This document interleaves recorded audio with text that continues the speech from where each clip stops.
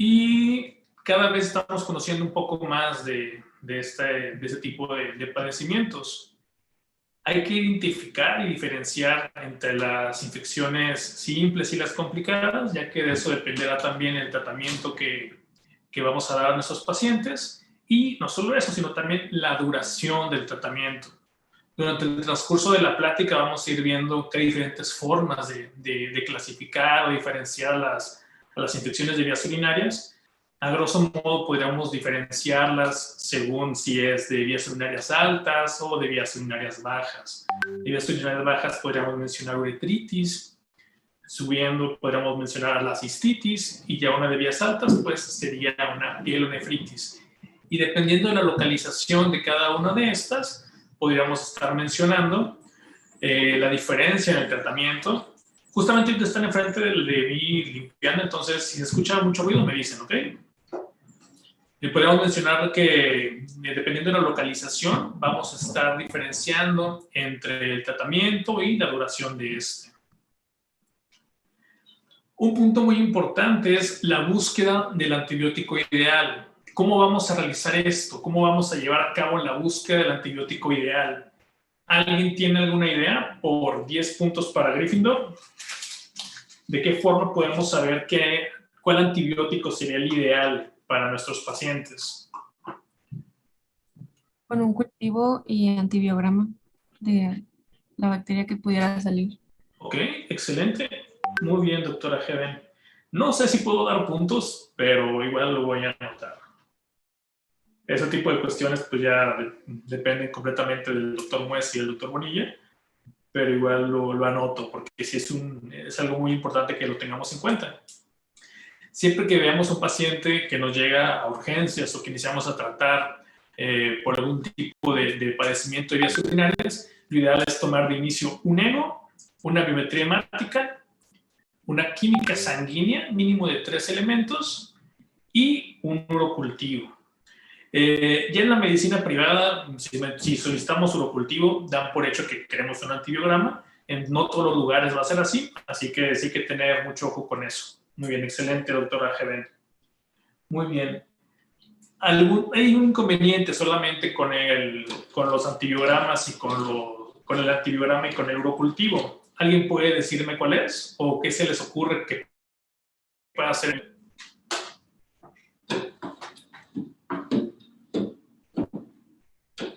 ¿Alguna idea? ¿Puede ser el costo? Ok, el costo, bueno, realmente sí es algo muy importante. El costo no todos pueden cubrirlo. Muy bien, doctora Janet. Muy bien. ¿También el tiempo que toma procesar la muestra y obtener el resultado? Exactamente. El costo obviamente es importante, muy, muy importante. Siempre hay que tener en cuenta las posibilidades y el alcance económico de cada paciente. La medicina debe ser individualizada, como ya nos han mencionado el doctor Bonilla y el doctor Muez. Pero particularmente en este estudio, un inconveniente que tenemos es el tiempo. Dependiendo del laboratorio, vamos a encontrar resultados entre 6 y 7 días, pero a partir del tercer día ya nos pueden dar un tipo de preliminar. Pero sí, es correcto. Por eso algo importante es, vamos a ver más adelante al final en la parte del tratamiento, que lo ideal es iniciar con algún tipo de tratamiento en lo que tenemos el resultado del antibiograma, precisamente por esta cuestión del tiempo de espera. Permítanme un segundo. Precisamente por esta cuestión del tiempo de espera.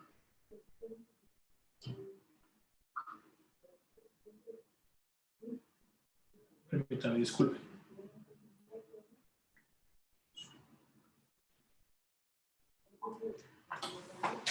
Muy bien. Okay.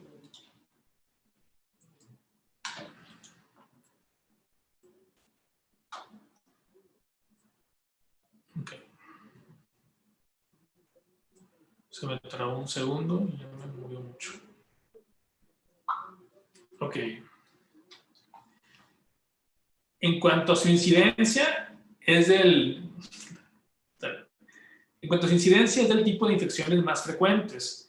Aproximadamente 7 millones de consultas anuales, implica alrededor de 1 millón de internamientos al año. es de las infecciones nosocomiales más comunes. Entonces, siempre que vemos en algún paciente internado un tipo de foco de infeccioso, pues hay que tenerlo en consideración. Es más común en las mujeres, excepto en neonatos, y hay una prevalencia de incidencia mayor en mujeres. Este es de 30 a 1, 30 a 1 en comparación con los hombres, pero esta diferencia disminuye con los años. A partir de los 65 años, ya los hombres ya empezamos a presentar un poquito más de este tipo de problemas y ya no es tan difícil, tanta la brecha o la diferencia en la incidencia. Mayor bacteriuria en hospitalizados y después de la primera IBU hay mayor riesgo de infecciones subsecuentes. Por eso siempre va a ser muy importante, por más obvio que llegue a aparecer en ocasiones, recalcar la importancia a nuestros pacientes de terminar el tratamiento, sobre todo si nos toca rotar en algún servicio rural. En ocasiones pues hay que hacer más hincapié, hay que explicarle muy bien a nuestros pacientes. En ocasiones tendrán que hacer dibujos o explicarles de la mejor forma posible para explicar la importancia de cómo pueden determinar los tratamientos. ¿Por qué? Porque pues si no se tratan correctamente puede haber reincidencia y por otra cuestión, pues como ya sabemos, la resistencia bacteriana. Mabeck y su grupo describieron la recurrencia de la prima infección en un 28%.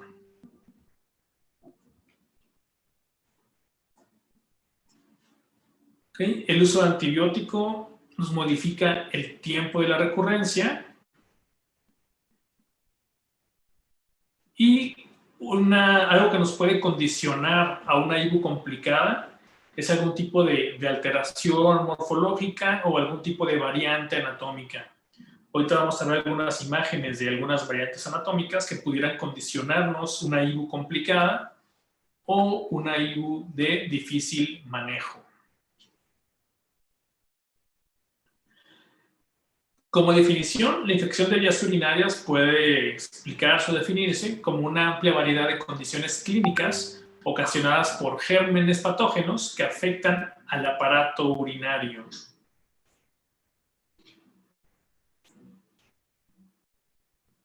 Ya cambió esto. Ok. Es la respuesta inflamatoria del urotelio a la invasión bacteriana que se asocia a bacteriuria y piuria. Esto enfocándonos principalmente en las infecciones de vías urinarias causadas exclusivamente por bacterias, ya que son las más comunes que nos vamos a encontrar, pero no hay que dejar de tomar en cuenta que algunas micobacterias, incluso algunos virus como los adenovirus, pueden ser también causas de infecciones de vías urinarias.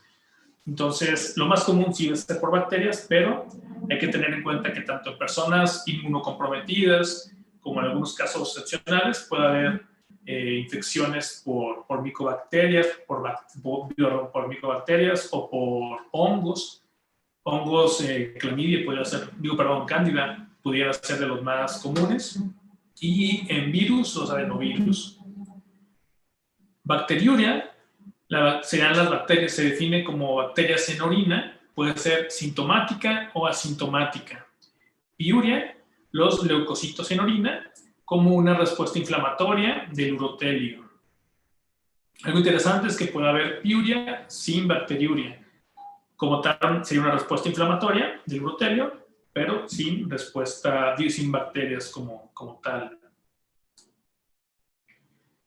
Puede clasificarse también como complicada y no complicada. La no complicada es aquella infección típicamente aguda que aparece en personas jóvenes y que no está asociado a anomalías anatómicas, metabólicas, como pudieran ser la diabetes, o funcionales. Complicada es aquella que se presenta en pacientes con anomalías anatómicas, estructurales, alteraciones metabólicas, hormonales, inmunodeficiencias o son producidos por microorganismos infrecuentes o resistentes. Algo importante es que la resistencia ya es algo muy común en nuestro medio y muy seguramente ahorita después de de esta pandemia actual, pues vaya a incrementar las incidencias de resistencias bacterianas. Hablando un poco de las IBUs complicadas, una de las causas que pudiera llegar a complicar una infección de vías urinarias sería la litiasis urinaria. ¿Por qué? Uno, porque al estar obstruida la vía urinaria, existe más estasis, existe reflujo urinario, y esto condiciona la proliferación de bacterias. Una forma normal en la que la vía urinaria combate infecciones, pues es con el filtrado constante. Por eso siempre se les recomienda a los pacientes con infecciones de vías urinarias tomar cantidades adecuadas de líquidos, preferencialmente agua natural.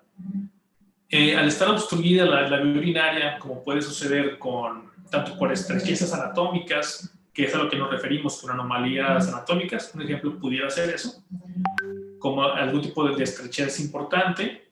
Otro sería la litiasis, provocando, como ya mencionamos, tanto reflujo urinario como estasis urinaria. Permítanme que esté tardando un poquito.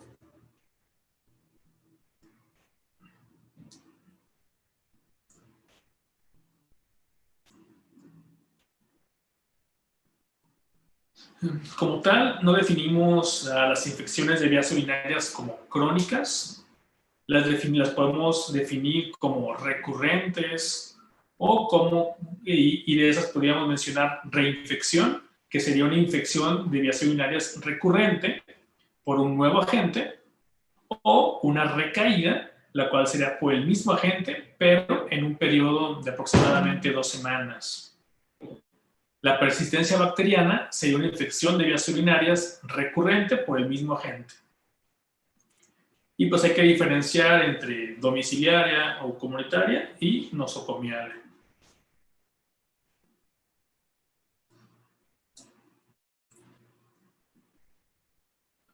Okay. Entre los tipos de tratamientos que pudiéramos dar, sería tratamiento profiláctico o más que profiláctico, pues ya mencionamos cómo al momento antes de tener antibiograma, de forma empírica podemos iniciar tratamiento antibiótico, y el tratamiento supresor a un foco de infección persistente que disminuye la cantidad de bacterias. Existe una forma en la que se usan los antibióticos de forma profiláctica. Principalmente pudiera ser en pacientes que por alguna cuestión tienen, como ya mencionamos en clases anteriores, tienen que usar algún tipo de catéter, por ejemplo un catéter ureteral WJ o algún tipo de sonda transuretral o sonda transvesical. En pacientes que tienen que usar este tipo de sondas o de catéteres, sí se usa el antibiótico de forma profiláctica. ¿Por qué? ¿A qué dosis? Pues a una dosis más baja, y podemos usar un antibiótico como la nitrofurantoína, con nombre comercial, bueno, no podemos decir nombres, pero la nitrofurantoína nos ayuda como antibiótico profiláctico en estas condiciones, y solemos usarlo en dosis de 100 miligramos al día.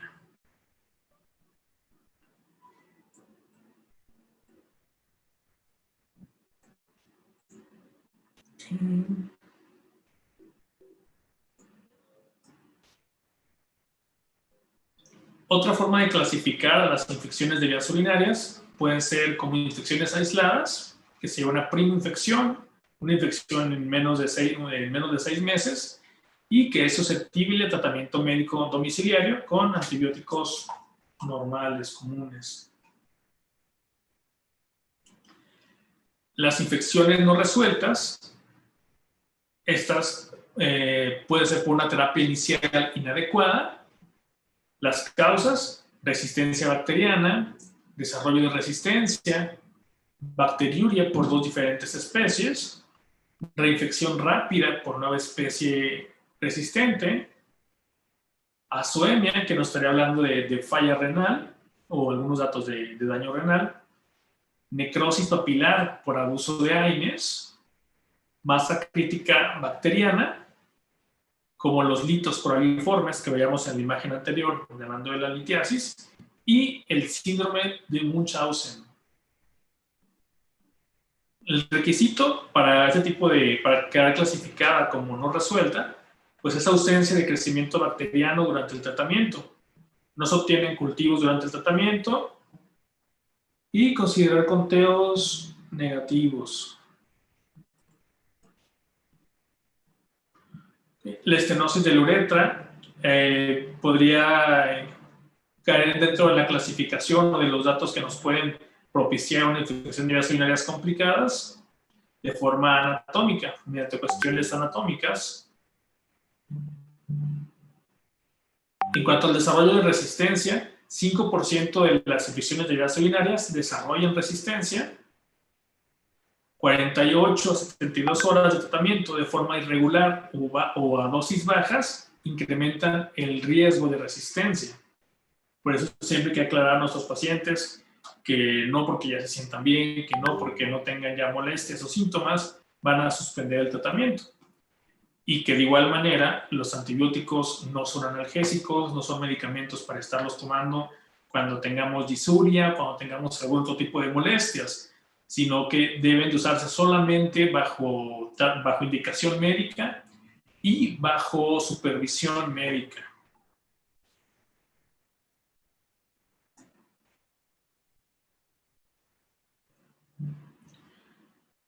Segunda especie resistente, esta lo podremos encontrar en el urocultivo. Si un urocultivo que nos reporta 2 especies, detecta un organismo dominante y el segundo microorganismo estaría enmascarado.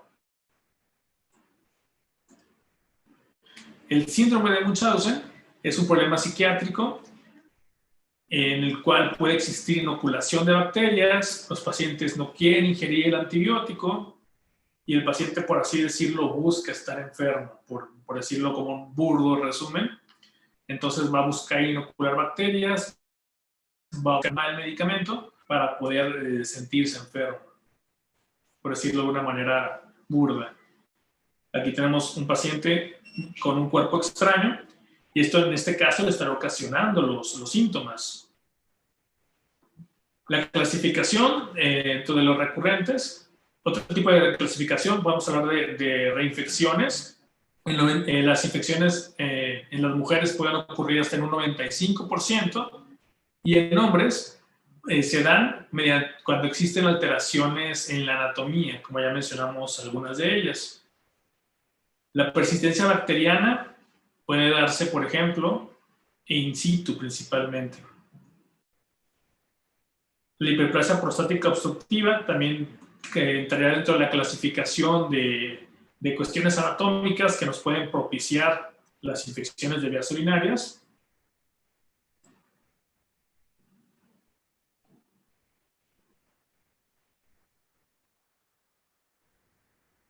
Ok.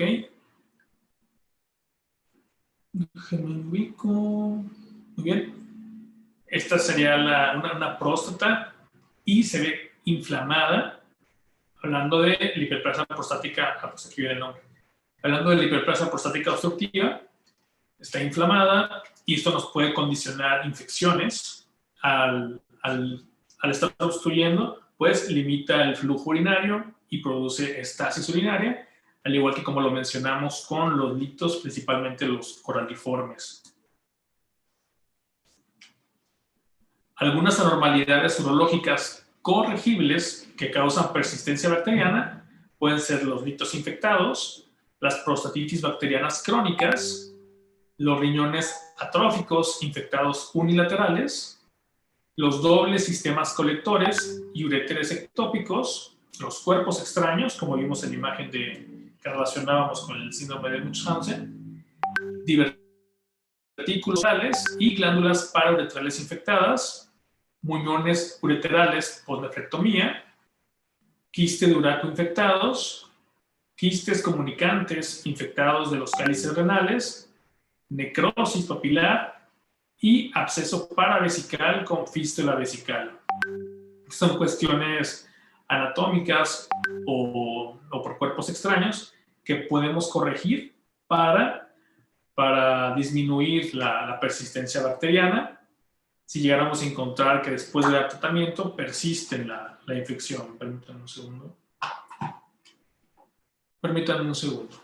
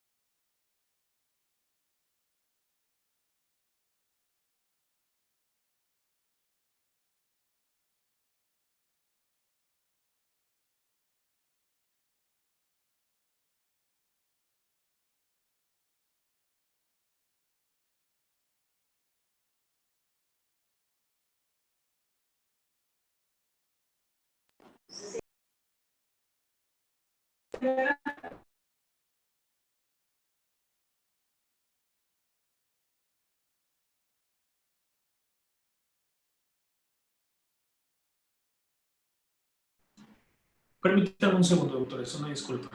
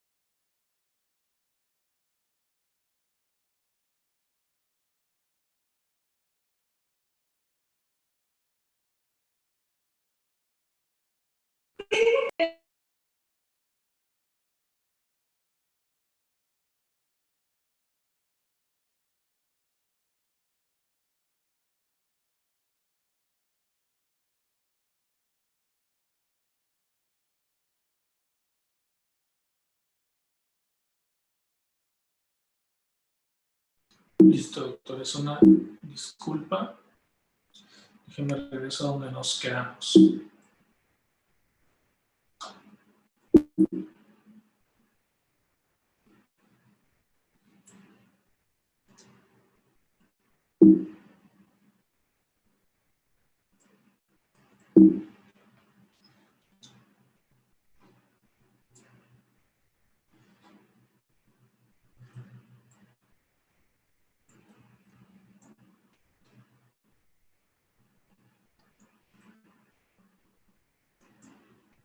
Ok, esto ya lo mencionamos. Ok, esta sería una prostatitis visto desde, desde un proceso endoscópico. Esto que vemos aquí que estoy señalando con el cursor sería propiamente la vejiga. Ese es el meato uretral. Y aquí vendríamos subiendo por la uretra prostática. Y toda esta dilatación o todo este edema que vemos sería una próstata agrandada que nos está limitando el flujo de orina. Un ureterocele también nos estará condicionando, que es también un cambio anatómico, una anomalía anatómica, también nos estará condicionando estasis urinaria. Cuerpos extraños pueden condicionar también infecciones de vías urinarias incluso complicadas. Esta imagen ya se las había presentado el doctor Bonilla en otro caso, hablándoles de otro caso. Se trata de un globo, de una sonda Foley que se calcificó por el tiempo que el paciente lo estuvo usando. Aquí lo vemos al momento de extraerlo. Por eso siempre es también importante mencionar al paciente el tiempo que debe permanecer la sonda o los tiempos para los recambios de sondas o de catéteres. Al momento, por ejemplo, de dejar un catéter ureteral doble J después de un procedimiento para romper litos en uréter, de una ureterolitotripsia, les explica a los pacientes que el catéter debe de ser retirado de 4 a 6 semanas. Hay quien describe que pueden durar más tiempo, sí pueden durar más tiempo, quizás hasta 4 o 6 meses, pero conforme avanza el tiempo, avanza el riesgo de infección. Pacientes que hemos visto con catéteres ureterales J que se retiran después del tiempo recomendado de 3 a 4 semanas, pues aumenta el riesgo de, ya cuando entra el doctor Bonilla mediante la ureteroscopía para retirarlo, se suele observar ya el uréter edematizado, incluso en ocasiones ya hasta con presencia de datos de infección ya macroscópicos, ya con piuria, con datos ya que nos hablan de infección importante.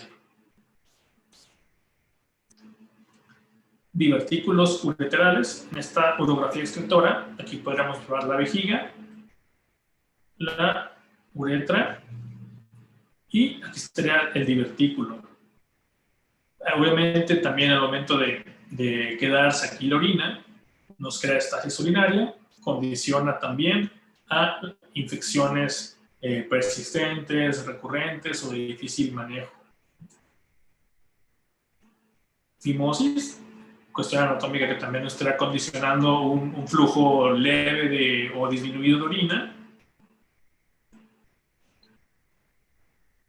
Una hernia inguinal con contenido de vejiga también nos estará condicionando, no es tan común, pero también puede condicionar infecciones recurrentes. ¿Okay? Población de alto riesgo, pues población con litos renales y población con diabetes mellitus.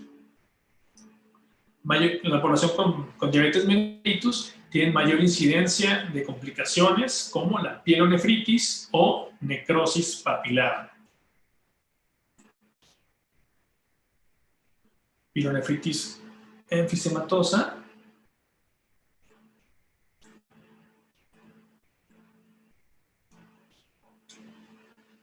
Vías de infección La más común va a ser la ascendente, es lo más frecuente.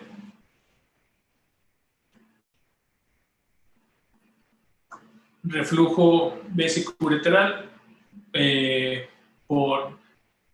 es tan común, pero lo más común vendría siendo la vía ascendente como principal vía de infección, favorecido por las adhesinas bacterianas.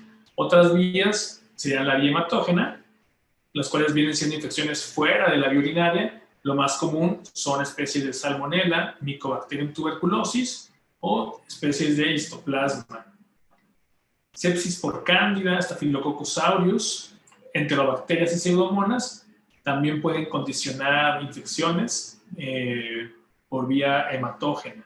Otras formas de contaminación es por vía linfática o por contigüidad.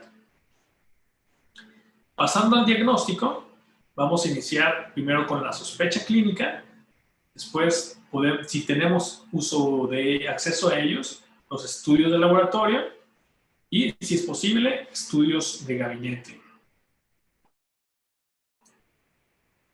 Historia clínica va a ser esencial, los antecedentes personales, para ver, por ejemplo, si tiene algún tipo de estas cuestiones anatómicas que hemos estado mencionando. Si presenta síntomas del tracto urinario bajo, de alguno de estos síntomas del tracto urinario bajo que pudiera presentar, pues serían frecuencia urinaria, urgencia urinaria, incontinencia de urgencia, estranguria, que sería como una micción lenta, dolorosa, por goteo, se podría describir, y tenesmo, que sería tener que estar pujando para poder orinar. Vamos a ver la evolución del cuadro y el uso de antibióticos previos. En la exploración física vamos a valorar el estado general del paciente, alteraciones anatómicas. ¿Por qué es importante valorar el estado general del paciente? Porque de forma rápida podemos ver en qué parte o en qué porción puede estar el foco infeccioso. Ahorita vamos a ver, por ejemplo, que la pielonefritis es principalmente la que nos ocasiona un mal estado general y que debe atenderse de forma más inmediata. Disculpen.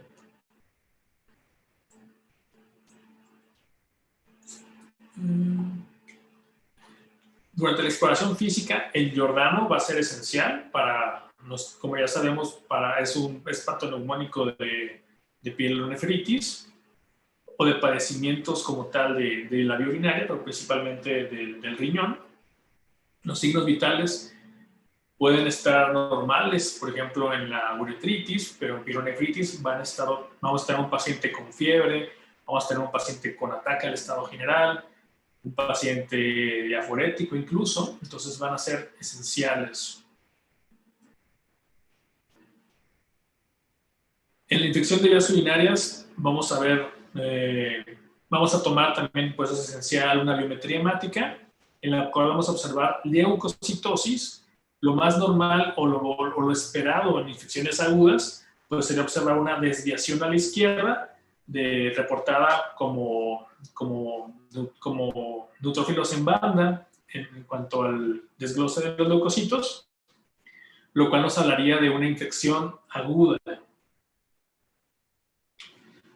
La uretritis aguda puede tener una incubación de 2 días o hasta de 1 mes. Por eso es importante interrogar a los pacientes en este tipo de padecimientos sobre factores de riesgo o actividades de riesgo en los meses previos por el periodo de incubación. Los gérmenes o los agentes que pueden darnos una uretritis aguda son principalmente gonococo, Chlamydia trachomatis, Uroplasma urelyticum y Trichomonas. Son prurito uretral, poliaquiuria y urgencia, así como la secreción uretral.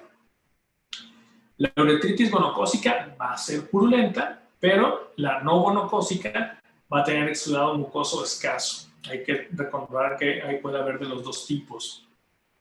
En la mujer, el diagnóstico diferencial va a ser la cistitis y la vaginitis, Y por eso es importante en mujeres solicitar ante esta sospecha un frotis y cultivo de exudado o escobillado uretral, pero siempre tomar en cuenta en mujeres con esta sospecha el cultivo de exudado para descartar entre uretritis y vaginitis.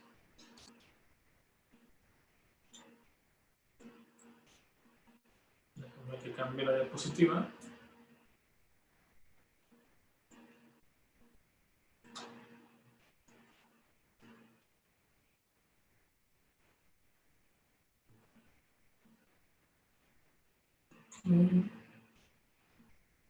La cistitis aguda, pues sería la inflamación aguda de la vejiga.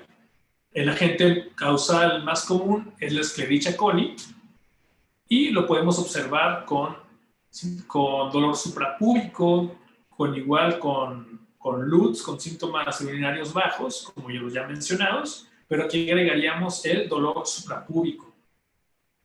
La hematuria principalmente va a ser microscópica y vamos a observar que tampoco se presenta deterioro del estado general. También vemos al paciente sin hipertermia en la mayoría de los casos. La exploración física va a presentar al paciente dolor en hipogastrio y también va a presentar la estranguria, esta sensación dolorosa al momento de orinar y con goteo. El ego nos va a mostrar leucocituria. Algo interesante es que en ocasiones pudiéramos llegar a pensar que el ego ya no es un estudio tan confiable, que no es un buen estudio, solo porque, por ejemplo, los pacientes dicen, ay, no, ese me lo hacen en el Seguro Social, yo quiero que ustedes me hagan algo completamente diferente. Se pueden hacer otro tipo de estudios, pero el ego siempre va a ser clave, sobre todo por su análisis microscópico. Su análisis microscópico nos va a arrojar, por ejemplo, la leucocituria y la hematuria, que sería microscópica en algunos casos. Entonces, siempre hay que solicitar ego. La cistitis no infecciosa, esta puede darse por radioterapia, que se le conoce como cistitis actínica, o la intersticial, que sus causas aún no son muy claras, siguen en estudio. Otra causa pues viene siendo por vaginitis.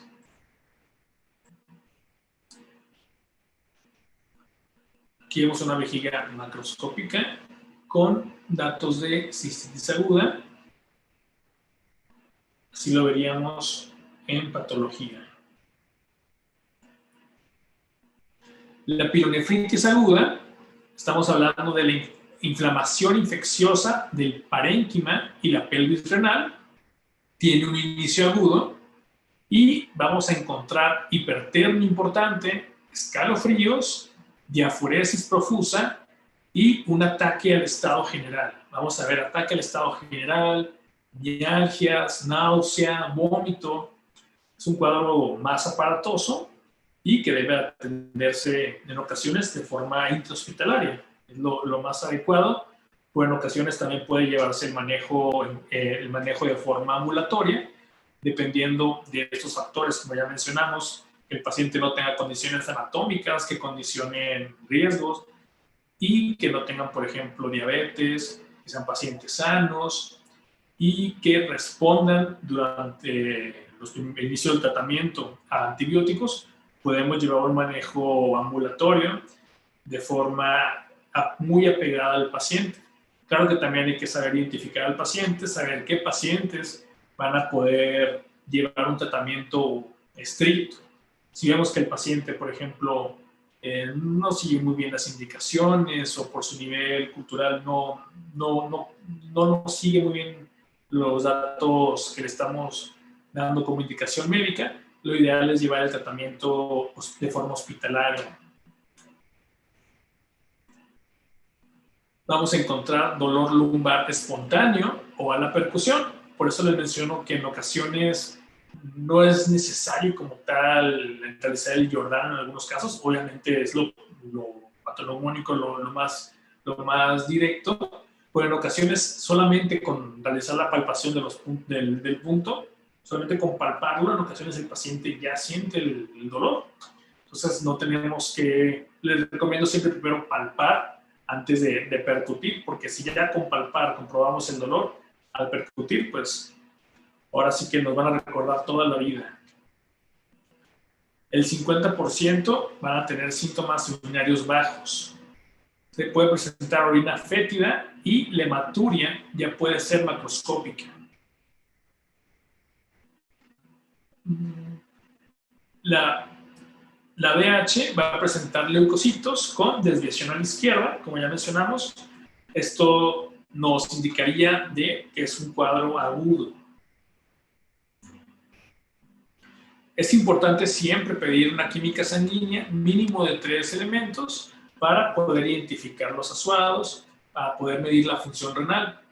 Esto nos da obviamente, podemos valorar el daño como tal al riñón por el cuadro infeccioso, y también nos permite tanto hacer otros estudios como una tomografía contrastada de necesitarse, o también nos permite usar antibióticos de amplio espectro en caso de requerirlo, ya que algunos de estos antibióticos que son muy específicos o muy sensibles para patógenos gram negativos que se alojan en vías urinarias, pues pueden causar algún tipo de daño renal, pueden ser nefrotóxicos.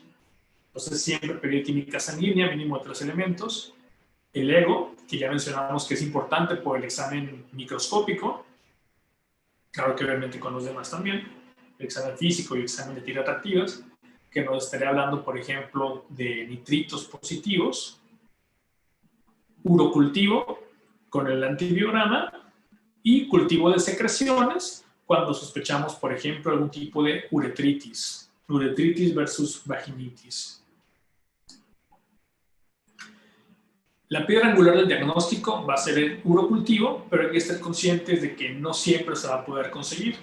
Entonces, en esos casos, pues el manejo puede ser empírico, pero siempre recordando tener un manejo estrecho con el paciente, un seguimiento estrecho con el paciente.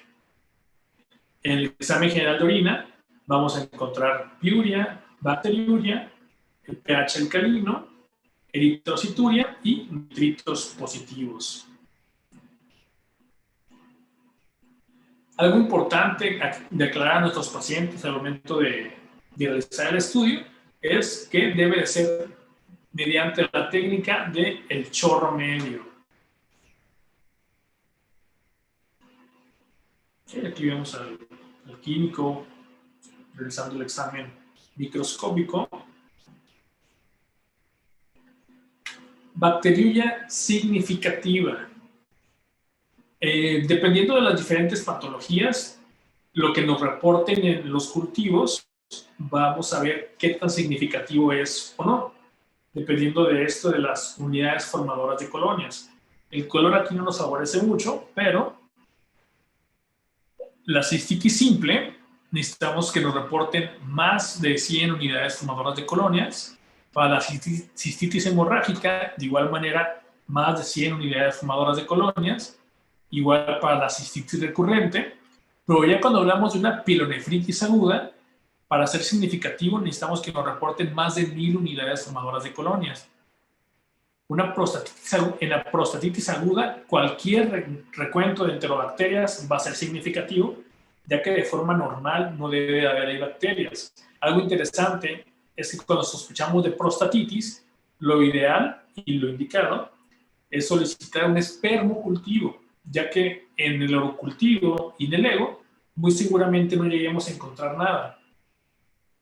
Cierto tipo de bacterias pueden alojarse en el esperma y alojarse ahí, es su reservorio natural, las vesículas seminales. Entonces solamente mediante el espermocultivo vamos a encontrar datos de bacterias.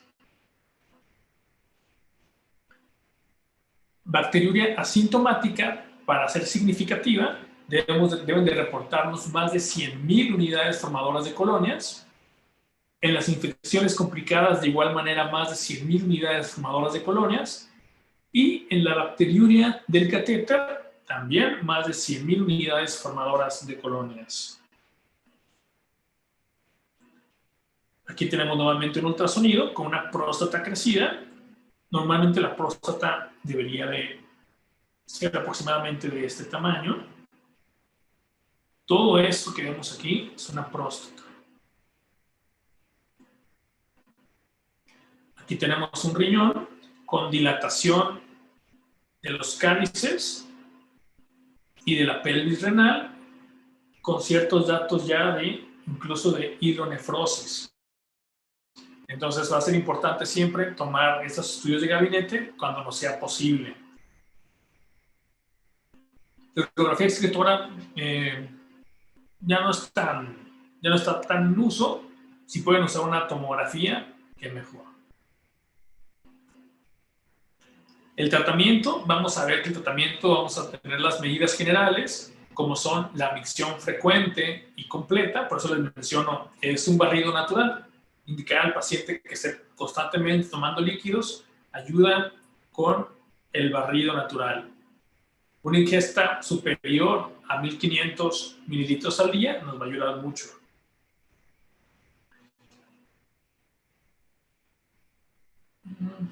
Dependiendo del pH que nos reporte el ego, hay ciertos antibióticos que nos pueden ayudar un poco más.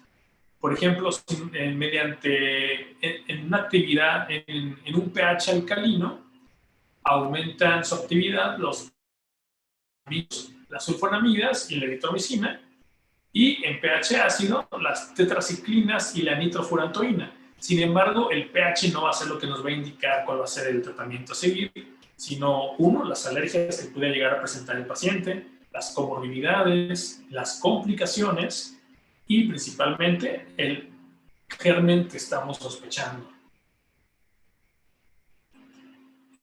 ¿Ok? Y el costo también hay que tomarlo en cuenta.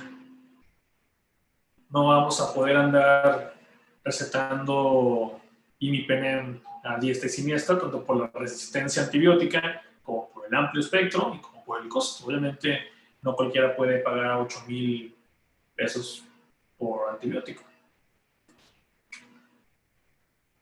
Duración de la terapia también va a ser algo importante a considerar. La extensión de la invasión bacteriana, la concentración bacteriana, la concentración del fármaco y los factores de riesgo. Vámonos a cada uno de los cuadros de forma individual. Para la cistitis aguda, el tratamiento en hombres se sugieren 7 días. En hombres mayores de 65 años de edad, hay que considerar que pudieran llegarse a extender un poco el tratamiento por considerarse una infección complicada. Y de forma empírica, los antibióticos que pudieran usarse serían, por ejemplo, la fosfomicina o las quinolonas. Las quinolonas, pues, dependiendo del costo y de las generaciones, pudiéramos saber cuál es lo que pudiéramos usar, pero pues lo más común pues, sería ciprofloxacino o levofloxacino. Pielonefritis aguda no complicada, no es indicado usar antibióticos de amplio espectro sin antibiograma. Podemos iniciar con 7 días de tratamiento empírico con una fluoroquinolona, pero lo ideal en ocasiones, lo más común es extenderlo hasta 14 días. 14 días suele ser lo más indicado al estar ya valorando los cuadros y pues para evitar el riesgo de recidivas, 14 días de tratamiento suelen ser correctos. Prostatitis bacteriana, en estas el tratamiento, al ser una zona de difícil acceso para los antibióticos, de difícil impregnación, el tratamiento debe darse por 3 a 4 semanas y de igual manera pueden usarse quinolonas. Puede combinarse con analgesia. Hay analgésicos antiinflamatorios especiales para próstata. Hay uno llamado Permixon, que es un medicamento usado, por ejemplo, es derivado de un tipo de frutos, de raíces, y ha dado muy buenos resultados en estudios recientes para desinflamar próstata, es muy selectivo. También puede usarse de forma inicial algún medicamento como el Advil, que nos va a ayudar mucho para desinflamar y que también se ha demostrado en estudios recientes que funciona como bacteriostático. Entonces puede usarse por 3 días aproximadamente. El arándano se demostró en estudios recientes de 2015-2016 que funciona más como placebo. Sin embargo, también estudios de 2015 nos hablan de un efecto placebo que puede llegar a demostrar algún tipo de respuesta por el efecto placebo per se. Nosotros no recomendamos ya jugo de arándano, sin embargo, sí hay un concentrado de frutos rojos que ha demostrado buena evidencia. Se puede conseguir por Amazon, se llama D-manosa. Y este es un medicamento o suplemento que solemos indicarlo ya de uso permanente, ya que permite formar un revestimiento en el urotelio, disminuyendo la adherencia de las bacterias. En infecciones no resueltas o complicadas, el tratamiento va a ser de 14 a 21 días y el manejo parenteral va a ser indicado para los pacientes hospitalizados. Posterior al manejo parenteral. ¿Sí? ¿Alguna duda? ¿Alguien habló? ¿Todo bien? ¿Todo bien? Posterior al manejo parenteral, en infecciones no resueltas o complicadas, se requiere un tratamiento oral por 14 días para asegurarnos de la erradicación. Algunos antibióticos, hablando ya específicamente de cada uno, las sulfonamidas se usan para uropatógenos, excepto Pseudomonas, y la principal sulfa que vamos a usar viene en sinergia con el trimetoprim. Estoy inhibiendo el metabolismo de folato alterando la pared bacteriana. Este medicamento lo solíamos usar muchísimo, venía en todas las vías, pero ya solemos encontrar mucha resistencia. Pero igual sigue siendo la psique de los caballitos de batalla. Los nitrofuranos, la nitrofurantoína sigue siendo un medicamento que usamos mucho porque se concentra muy bien en vías urinarias, pero no debe usarse en vías urinarias altas. Permítanme un momento.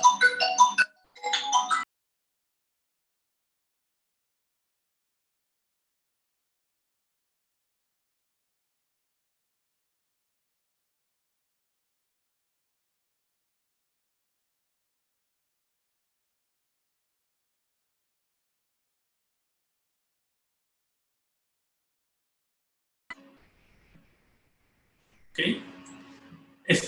Son principalmente sensibles contra E. coli, Klebsiella y enterobacterias, más no contra Pseudomonas y Proteus. Este medicamento puede usarse en embarazo, pero puede causar náusea, vómito, hepatopatías y anemia. Y no hay que usarlos en infecciones complicadas o del tracto superior, que sería la pielonefritis. Penicilinas ya no suelen usarse tanto por las resistencias. Algunos pueden todavía usar algún tipo de sensibilidad para el amoxiclav.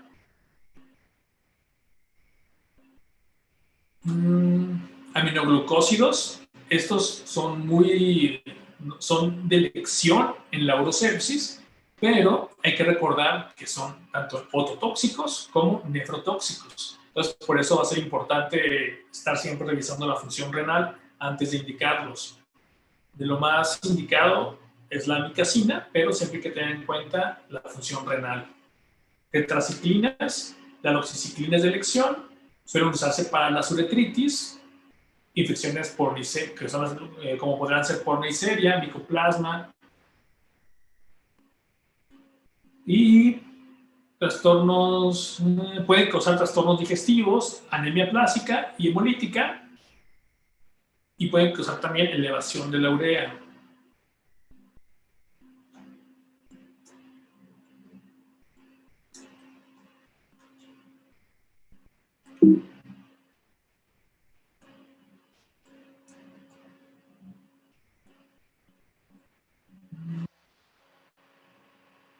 Las cefalosporinas son de elección en infecciones de vías urinarias altas, como la pielonefritis, ya que se excretan por orina. Tienen gran cobertura contra gram positivos y gram negativos, por ejemplo, E. coli, Proteus, Klebsiella, y las de tercera y cuarta generación contra Pseudomonas y Proteus indol positivos. Hay que tener cuidado con las reacciones alérgicas, shock anafiláctico, colitis pseudomembranosa y tromboflebitis. Las quinolonas, ya mencionamos un poquito de ellas, también tienen cobertura contra gram positivos y gram negativos, inhiben la producción de DNA, la inhibición de la ADN quirasa, son ideales como tratamiento empírico, no hay que asociar con antiácidos o tafilina y no debe usarse en menores de 18 años, embarazo o lactancia. Ya como una visión general para ir cerrando el tema, los hombres el tratamiento puede ser de 7 a 14 días dependiendo de la gravedad, por lo general en hombres jóvenes pueden ser por 7 días. Las infecciones prostáticas, las prostatitis, el tratamiento es prolongado por 4 a 6 semanas, por lo general 4 semanas, 3 semanas. Las infecciones complicadas, el tratamiento es prolongado. La pielonefritis, lo ideal es el tratamiento por 14 días, y si hay recaídas, prolongar el tratamiento hasta por 4 a 6 semanas. Hay que, en infecciones con recaídas, hay que realizar cultivos al mes, a los 6 meses y a los 2 meses. Sobre la quimioprofilaxis, podemos usar, por ejemplo, los suplementos como los que menciono para protección de la vía urinaria. Tengo entendido que hay datos nuevos de las nuevas guías europeas sobre la quimioprofilaxis, entonces eso vamos a revisarlo con el doctor Muez, el doctor Bonilla, en la próxima sesión. Esta cuestión de la quimioprofilaxis para infecciones de vías urinarias complicadas con recaídas.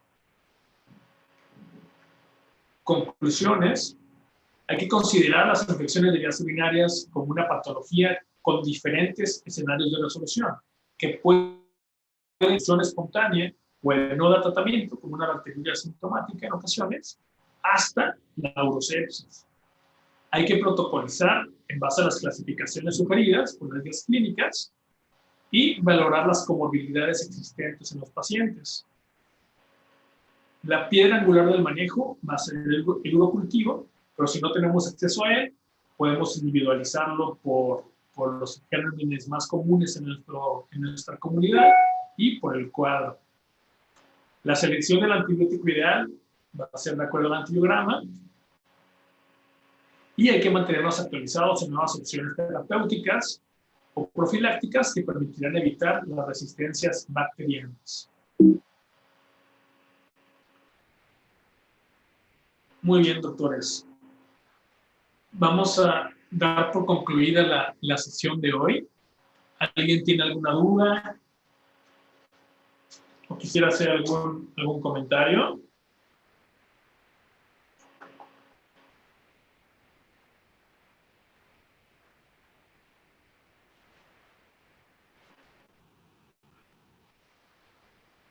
Ok, muy bien, doctores. Entonces, damos por concluida la sesión del día de hoy. Y entre semana les estaremos diciendo cuál será el próximo tema. Nos vemos el próximo viernes. Que tengan un fin de semana, doctores. Hasta luego. Gracias, hasta luego. Gracias. Hasta luego.